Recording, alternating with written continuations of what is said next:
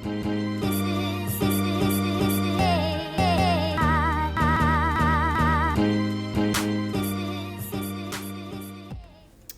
y'all, my name is Portia Sterling and I'm here with an update on my, well, you know what, before I give you guys an update on my writing process and progress or lack thereof, I should say, I want to speak about this situation because I really have a question. Something presented itself to me and it just was such a weird situation. So anyways, I have brothers, I have cousins, I have guy friends, and I see things online a lot about men in the dating process being upset about women wasting their time or women just going out with them because they want a free meal and all of this stuff. And that's just never been me because I usually move with intention because of the fact that I have a very full life. I've always had a full life. Even before I had kids, I had all these things I wanted to learn how to do or whatever. I can find a way to block off some time. I'm just a person that really is not bored very often.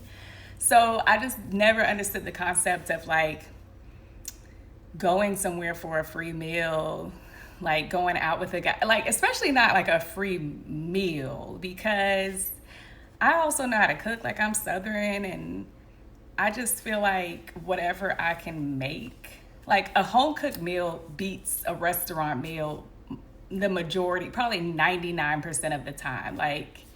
And then also you don't know who's cooking it and what they're using. And I'm also disciplined, especially at this stage, about my health and how it affects my body. So it just doesn't seem maybe a trip, I guess, but then a trip is only good if you have good company.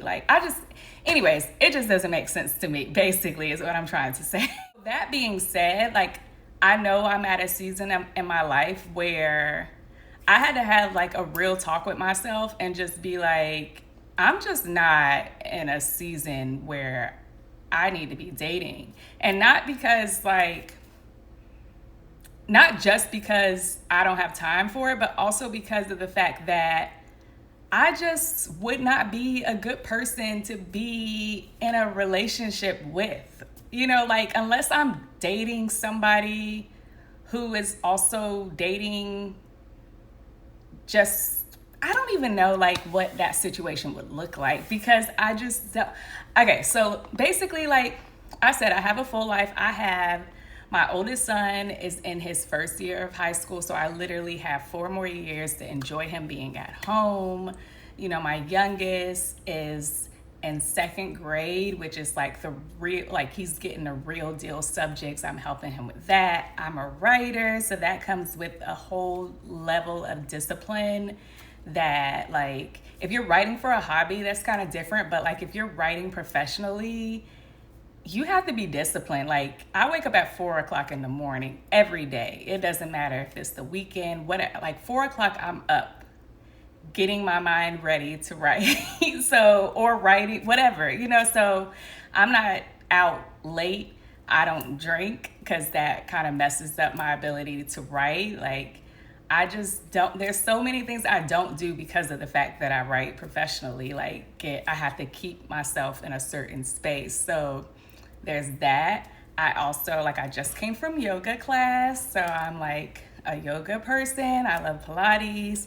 I have this guitar here that I'm still trying to figure out how to play, and I need to take lessons for it. I have a piano over there that I have a lot of things that I love to do. I'm a creative person. I love to do all kinds of creative activities. I made candles and body oils yesterday. So it's just, I have a lot of things I like to do. And I love to, I'm just in a season of my life where I just love to fill my time with all these things that I love doing. And I'm just not all that willing to compromise to fit in the needs of someone else. If I feel doing what, I might wake up and it's a weekend and my kids might be with their dad, and I might decide, like, you know what, I want to play video games. Like, I am a gamer girl. I love to play games. Like, I love to play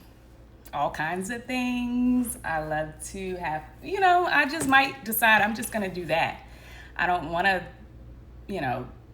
have to call somebody because I'm in a relationship with them and be like, hey, what did you have planned today? Like, what did you want to, so, and some people date even when they're in those seasons. And I've seen it, and I feel like it's super unfair to the other person because the other person is trying to build like a real consistent connection. Like, they might be trying to build towards being married or something like that. And so they want, like, consistency. And I had an honest talk with myself. I'm like, I'm not in the position to be consistent, not at this moment, and that might change. And maybe I might meet somebody and something about them makes me want to change that. But until that happens, like, So anyways, I said all that to say, I was like sitting somewhere, minding my business, reading a book on my phone. And this is what often happens. Like, it's something about like you like minding your business that makes guys decide, oh, I want to approach her and make her mind my business. I don't know. So anyways, I was doing that when this guy walked up to me and he just started talking. Usually when somebody walks up to me and starts talking and it's a guy, the first thought that I have, and it's like an automatic thought, I'm just like, what do you want from me? Like, what do you want? Like, what is it? Even if it's anybody, because like if I'm doing something and somebody just comes up and starts speaking, that's my first thought. It's like, what do they want from me? Are they asking me for directions? Are they whatever? And then like he started talking, and so I noticed, like, he said a few things like, oh, you look nice, da, da, da. So I was like, oh, okay, he's complimenting me, so there's some level of interest. So then it really was like, well, what do you want from me? Like, do you, what are you asking? Like, it took him a minute to get to it. So then finally he was like, are you single? I was like, yeah. He was like, well, can I take you out? And I was like, I'm not dating right now. And the look on his face was like utter confusion. Like, he just didn't, he was like, but you're single, right? I was like, yeah. He was like, so I can't take you out? I was like, I'm not dating at all. Like, it's not you, it's me. Like, I'm not dating right now. So then he was just like, he was like, why? And I was like, well, I'm kind of focused on I was like, I have my own business, and I have, like, I'm a mother, like, I have other things that are like priority, and I just, I'm just not in the mode of like wanting to include that into my life at this present time. So he was like, well, can you have friends? Because that's always the next thing, right, that a guy like presents. But he was like, can you have friends? I was like, yeah, I can have friends. And so he was like, okay, can I get your number so I could be your friend? And I was like, no, you can get my Instagram information.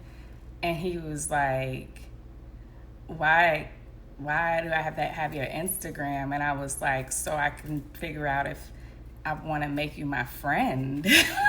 like, And so then he was like, well, what would be the difference between like that and me calling you? And at this point, I already was thinking to myself, like, you probably wouldn't be a great friend because you're already asking too many questions. Like, like, it's already too much. So then I just was like, well, having somebody's phone, like the intention behind a phone, giving your phone number to somebody is totally different. Like, that's like, you call me and I'm picking up and not, I'm not on social media all the time. So basically that the intention behind when you leave somebody a DM or you send somebody a DM is like, they'll see it when they see it, which is kind of how I'm operating with people, unless they're like a in my circle. Like, if you have my number, then when I see it, I probably see it more often or sooner than I would checking like a message. I didn't tell him all that, but like that's my reasoning. So I just was like, well, that's just, I don't know what I said. I don't even know if I answered, but he ended up trying, like, he was like, okay, fine, I'll follow you. So like, he was trying to get to my page on his phone, and then his like phone service wasn't working, so the page didn't load. And I was like, God got me, because like I had already thought like, I don't know, this ain't even, but I had already put it out there, like, you can have my Instagram. So when that happened, I was like, God, always looking out, because it just wasn't meant to be. And he was just like, well, can I just get your number, because it's not loading. I was like, it'll load. And I just walked away. Like, I got up and just left. But anyways, I said all that to say that it's so interesting to me that not even just with this guy, but with other guys, like, that I've had to say the same thing to, there's this like push of like, first of all, there's this expectation that if you're single and they're attractive, which these guys were all attractive, you know what I mean? Like, if they're attractive and they seem to have their everything together, there's this expectation, like, of course you would want to go out with me. So that's interesting. And then like, even when I was just like, no, I'm not even in this space right now, there was like this pushing of like, why? Which was so interesting to me, based off the fact that so many men talk about women not dating them with intention, women cycling a whole bunch of men, like, she'll have a date with this one today, this one tomorrow, this one, and I just was like, well, this is the flip side of it. Like, when we say no, like, the perception or the feeling of rejection that a lot of men get from like hearing our no leads to just a negative reaction. Like, even when a guy's like trying to push you for your information and you're just like, no, I'm not interested, like, you might get cussed out, you might get all kind of stuff, like you might get all kind of things just from saying no, versus like, just saying yes and then just being like, sure, fine, you can take me wherever you're going to take me and I'll take it. Like, a woman that would be like, yeah, I'll take the free meal. And then the guy then has another expectation. Now that I've paid for this meal for you, now I expect this and this and this, and you to do this and this and this. And it's like, what? Like, where did I sign this contract? Like, this is not it. Like, that, I wasn't down for all of that.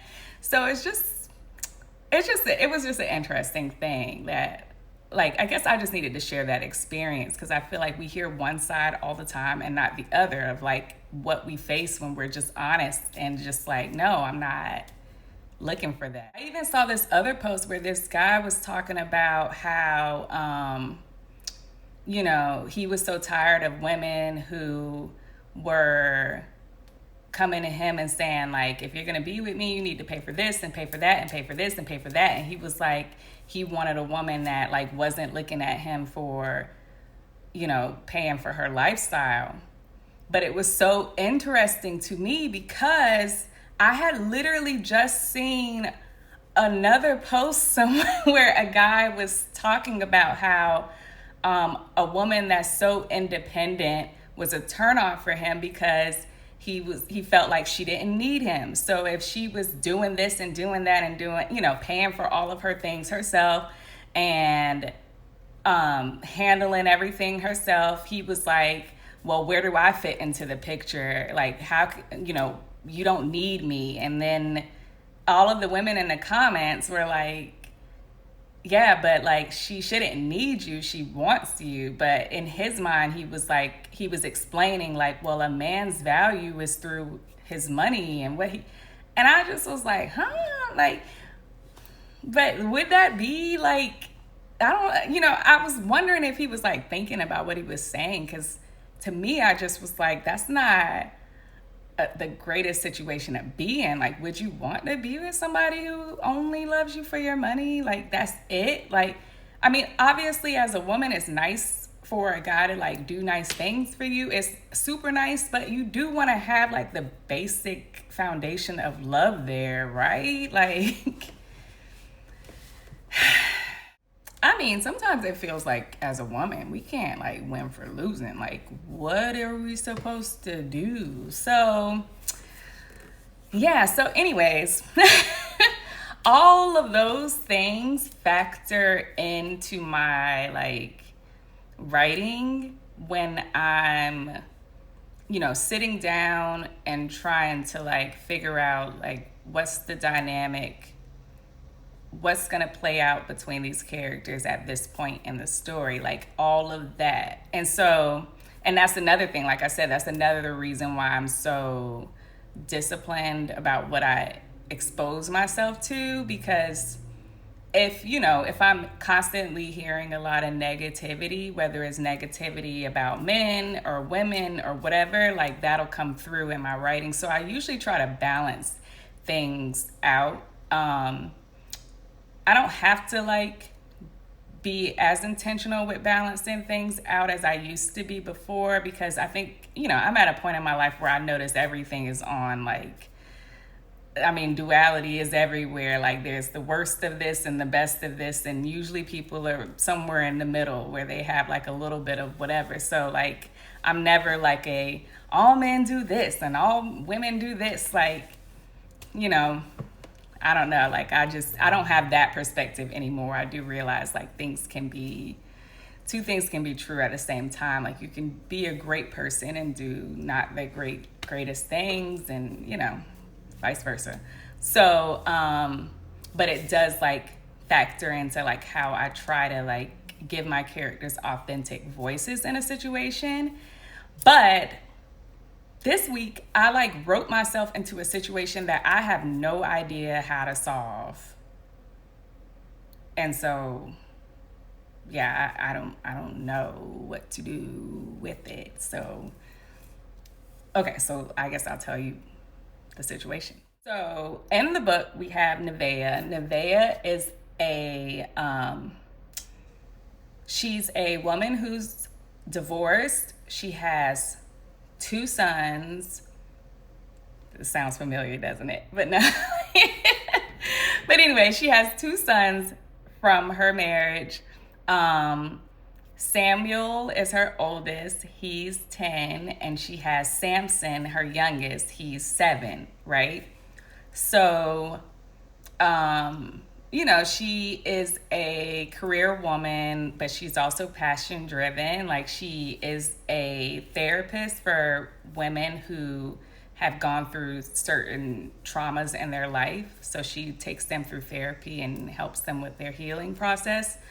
But she also is very passionate about women's rights. So she has a full plate of things as well that she is involved in addition to like raising her kids, obviously.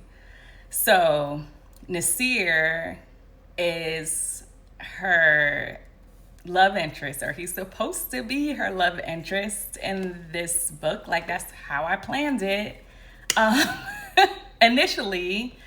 And he has never been married, barely been in a relationship, and has no children. So they're in 2 different places in life. She is, she's lived life as a responsible or a person that's been responsible for other lives. He's lived life as well. If you know anything about about this book, or the fact that it's a romantasy, so it's, has some fantasy elements, like he's been alive for thousands and thousands and thousands and eternity of years, technically. But in this lifetime, he's only been in his current life for around the same amount of time that she has, but he's just had a different set of experiences. Like she's been living life in her way, he's been living life in his. I'll just leave it at that for now until I go deeper into their characters later. But so if you've read the sneak peeks, then you already know this, but he's been tasked with finding his partner, like finding his, I guess, other half to his whole, I guess. And Neveah is the one that he's supposed to match with. The problem is he doesn't want to match with anybody. Like he was like I said, he was kind of in something before. He was in a relationship before with somebody and it just didn't work out. And he was hurt by that. And he just doesn't want to do it again. Like Neveah, he has his own passions and things that he likes doing. Like he's solo and he likes living a solo life. Like there's a part in the book where his cousin has to move in with him and he doesn't even want his cousin in there. Like he likes his own space. He likes doing things his way. He's OCD. He likes putting things where it's supposed to be. He doesn't want anybody touching his things. He likes to come and go as he pleases. He loves his solitude and he's created this life that he just really doesn't want to include anyone else in on. So when he's told by his mother, who is a goddess basically, she tells him like, look, we need you to do this because we need you to fall in line with your purpose. He's just like, no, I don't want to do it. But then he meets Neveah and he's like, oh, okay, I kind of like her. Like, maybe I can do it, right? But then he meets Samuel and Samson. So there's this part of the book, I wrote it this week, where I knew I needed him to meet them. And I also needed this thing to happen. There's this pivotal thing that has to happen in the story based off of the whole fantasy part of it. And the only thing I had in mind was like, okay, this thing is going to happen. He's going to be at her place. This thing's going to happen. He's going to pass out. And then I had this image of him like waking up at her place, and Samson, her 7-year-old, has like a water gun and he's like spraying water in his face. Like that's the image that I had, was like he wakes up to like his like water being splashed in his face from this water gun, and when he looks, he sees this kid that's standing there and he's just like, what you doing in my house? Like, how you know my mama? And that's the image. So I was like, okay, I like that. Like that made me laugh when I thought about it. And so I was like, okay, as I saw that piece of the scene and I started writing it based off of that, then I had to like pull the elements together based off of like the characters, because you have to be true to the reaction of the characters. You have Samson, mommy's little bodyguard, who sees this random dude in his house, passed out, sleeping somewhere, wherever Neveah was able to take him. And you have Nasir waking up and having like this child spraying water in his face, asking him questions. And he's the type of guy who barely likes people, definitely doesn't like children. And so he's like, what the heck is going on? So there's this whole thing that happens. And then, Neveah comes in and she's just like, why are you talking to my kids like that? Like he's sitting there arguing with a 7-year-old who is a 7-year-old going on like 40. And so she's just like flipping out, like, why are you talking to my kids like that? And he's like, well, you got some badass kids. It's like, look what he's doing. And then, she's a true mother. So she's like, first of all, how he came to her house, like, I'll just tell y'all like why he was there. So So the reason he's even there is because the night before she went out with somebody, but she really liked that somebody. So even though she was all hot and bothered, she didn't want to do anything with that person. So she called him, like she didn't call him, but she was like, playing around and sending him messages, kind of like flirting, because she, in her mind, doesn't see him as an option at all. She's like, I'm not even worried about what he thinks of me or whatever, because there's no way in the world that I would ever get with this person. So, but he's given like big, energy. So maybe. So like she hit him up on that end and like sent him her address and stuff. He didn't show up. He has some other stuff going on. And so he wasn't able to make it. So this is the next day. And he pops up at night like, I'm here. And she's like, yeah, but my kids are here. So goodbye. And plus, I don't even feel like was feeling the other day no more. I might have been ovulating or whatever, but I ain't even wanting nothing from you no more. So he's just like, what? And then the thing happens and he passes out. So that's why he's there. So when he's like going in on her kids, she's like, first of all, like, I didn't ask you to come here today. You weren't even supposed to be here. You weren't supposed to meet my kids. They weren't even supposed to know that you existed. So, sir, watch your mouth, basically. Like, watch your mouth about my children. And so then, he's like, well, you asked me to come here. And then that's when she lets him know, like, yeah, but I was only asking you to come for this reason. Like, it was never going to be more than that. So that kind of hurts his feelings, because even though he already convinced himself he didn't want her, a lot of men, like, they'll say they don't want a woman, but then they want the woman to want them.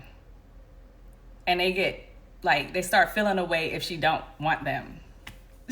So basically with her letting him know, like, this was never going to go further than the bedroom. You were never supposed to meet them anyways. So, that kind of like, it kind of hurt him basically. But, with a lot of men, like, they don't admit that they're hurt. They just move straight to anger, and that's what he does. So he lashes out to hurt her back. And what he says to her is, I ain't even want your little like, you know how guys do. But anyways, he was like, I didn't even want you anyways. Like, I've got options.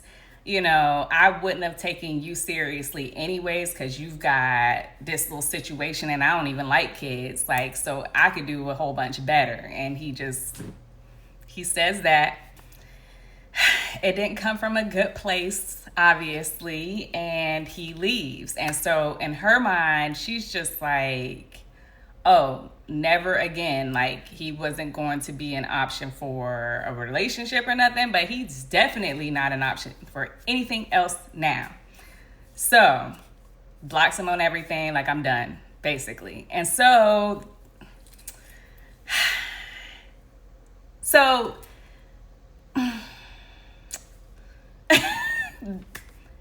that, I just don't understand how a guy could come back from that. And so, like, that's the issue I'm having, is that the next day happens, and then the scene that I wrote next is where now Neveah is thinking about what he said. And, she's a woman that knows her worth. So when he said that, it didn't, like, hit her on a worth end. Like, she didn't feel like, his intention was to make her feel small, to make himself feel big. Like, oh, I could do better than you. So, but it didn't land like that with her, because she just was like, forget you. Like, I didn't want you anyways. Like, she didn't have him on a pedestal to wherein when he said that, it did anything for her. Like, in her mind, she knew, she knows who she is. She knows what she brings to the table. But what it did was it affected her willingness to want to even, like, try to make effort with other men.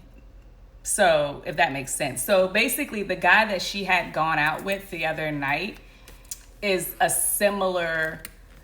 he's somebody that she would actually consider dating, but he is also somebody that has a lot of options too, and could feel a similar way and how Nasir felt. And so now, like, she's considering the next day when that guy's like hitting her up like, hey, let's go out, she's like trying to figure out, should I even waste my time with this? Because should I start to like him and then later on down the line he decides the same thing, like, you know what, I liked you, I liked hanging with you, but I don't really know if this is the life for me. So she's like considering that, and she's having a conversation with her friend, and her friend's like, girl, like, who knows, like, relationships, date, whatever, they end for a myriad of reasons no one can ever predict.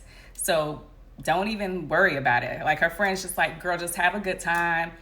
Don't have any expectations of anything, because even if you did have it doesn't matter who you are, like, things end because they end. Like, that's just it. You can't predict it. You can't, just have, so her friend's talking her through it. So she ends up like, oh, okay, yeah, you make sense. That makes sense. Now on the flip side, so I finished that chapter, and now I'm on the flip side where, like, Nasir, something happens with him. And so then he comes around to, like, I have to make him, like, apologize, don't I? I have to make him, like, there has to be repair, right? If he's supposed to be the person that she's going to be with, like, that's how I planned it.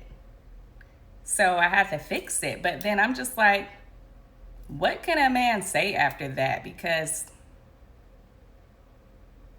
personally, like,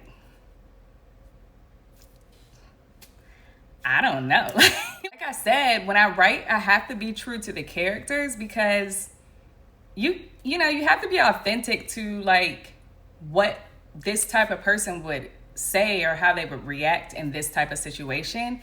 And I made her such a strong character. I don't see her being like, oh, he apologized, okay. No. She's just like, bye. Like, I'm bye, moving on to the next. Like, she's not that person who can be persuaded by, like, a half apology. My bad, y'all. My aunt called me, so I had to answer the phone. But anyways, what was I saying? Oh, so yeah, like, I guess the problem that I have with this is, like I said, like, Neveah, she's not gonna go for, like, just an apology, because at the end of the day, it wasn't so much, it was like more of the intention behind it. Like, when I think about how somebody like her would see this, because I intentionally wrote her where she sees a lot of things like how I would see it. It's like one thing to, like, act in a certain way where the way you're acting is below how I feel like I'm worth. Like, sometimes people do things where they're treating you a certain way, but it's not that they don't know your worth. It's just that they have something that's going on. Like, for example, what I was saying in the beginning, like, I have a whole bunch of stuff going on. So if I'm trying to, like, if I do find somebody that I'm like, oh, I want to date this person, I like this person, the reality of the situation is I have a whole bunch of other priorities. So I might not be as consistent as they may expect, just depending on what they expect. I don't know. Different people expect different things, but maybe they expect that I'm going to call them, maybe love to them means, like, their woman hits them up every single morning as soon as she opens her eyes, and she's like, hey, lover boy, like, or like, hi, boo. Hope you had a wonderful night and good morning. You were the first thing on my mind. Maybe that's what they expect out of a relationship. And that's not what I'm given. Like, when I open my eyes, first of all, I'm thankful to God that my eyes have opened. I'm thinking about, like, I'm sitting in gratitude, I'm journaling, I meditate, I stretch, like, there's that's me and God's time. I'm not thinking about you. And then after that, I'm getting my kids together. I'm doing, thinking about my day, thinking about writing, like I don't think about anything else until nighttime. Like that's probably when I think about, or like maybe lunchtime. I'll probably be like, hey, what you up to? Maybe not even lunchtime. And it's not that, and like, let me be clear, like, it's not anything about like value, like importance. Like, that's not even the thought process. It's not like, oh, I'm not going to reach out to this person because they're not important to me. I probably thought about the person, but I won't hit them up because I'm like, especially if it's my man, like, I already know we're going to have like a conversation. And so I want to make sure I have space and time to be present. Like, being present is very important to me, especially like in this season. Like, I want somebody that's present with me and I want to be present with you. So I'm probably going to hit you up when I'm done with everything so I can actually not have anything else on my mind. I can give you my full undivided attention. I don't think you have anything else on your mind. So like during the day you might have like, I would hope you got stuff you doing. So I'm not going to hit you, so like that's just how I am. So if I matched with somebody or if I was with somebody who expected something different, he might feel like, hey, you're not, you're taking me for granted. You're not treating me correctly. You don't love me. Like I'm worth a good morning text. And I would just be like, oh, it didn't even occur to me to do that because, in my mind, if I'm hitting somebody up, like I want to have a conversation. It's just not like a good morning and then I'm gone. Like, good morning, like let's talk, So it's a difference in things and that can be communicated. That's an example. But what I'm saying is that sometimes people's actions don't always mean what you think they mean. Like you have to actually talk to them to get a sense of like, is this a worth thing or is this just miscommunication? Like, is this just we're not seeing eye to eye?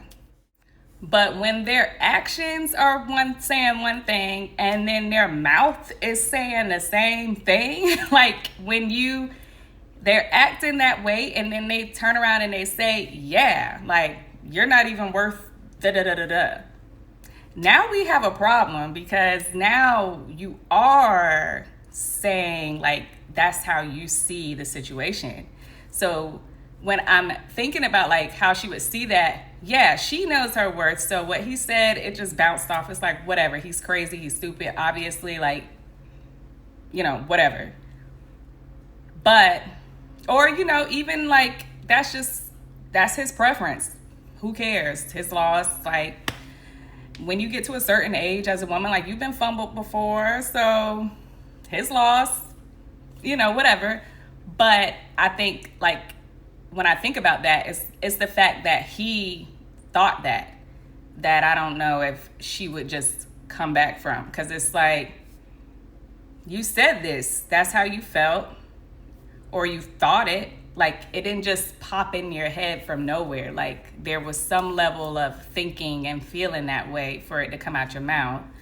So a simple apology is not going to like be like, oh, okay, I accept that. Come back into my bedroom and into my good graces. And like, no, go to the sunken place. But then, like I said, they're supposed to be together. So I've literally like written myself into a conundrum because I wanted this to be like a clean, like, I don't know if I want it. Like, I don't really have any expectation when I start a book. I don't know where the story's taking me, but I guess I thought that there would be like a little tug and, push pull, and then they'd just go, ah, and everything would be like, butterflies and sunflowers, and it's not ending up that way. It's supposed to be like enemies to lovers. They're still enemies. And I mean, they've had spots of love, but I don't know. Like, I guess if any of you guys out there have any ideas as to like what someone can do to make it back up to you, because the only thing I have in mind is like groveling. Like, if it were me, like, I would be taking somebody through. And frankly, I just don't even feel like anybody deserves that level of my attitude. So I would just be like, boy, just move on and find somebody else, because after you've like tried to make me feel like ish, you can just you just need to just find somebody else, because it's how I would feel at that point is just it's just not fair to anybody, because you would have to do a lot of work for me to even think about possibly maybe somewhat giving you the time of day. You know, I would be kind, because that's, you know, the godly thing to do. Like, you know, God bless, hi, God bless. But that's about it. So that's where I am with the book, and I don't know. I'm gonna just sit with it and until something comes to me, or I'm just gonna, I guess, write how I feel like it should go. Like, I guess it'll just be groveling, and I don't know what will happen to make it like switch to where she'll be like, you know, because I have to have that moment. They're supposed to be together. I don't know what that moment will be, but it'll come at some point when it feels like he's suffered enough. So, at any rate, if you want to know how this goes, make sure that you like this video, follow my channel, and I'll update you all soon. If you felt this one, don't keep it to yourself. Hit like, subscribe, and meet me back here. Same plot, new page. We're just getting started.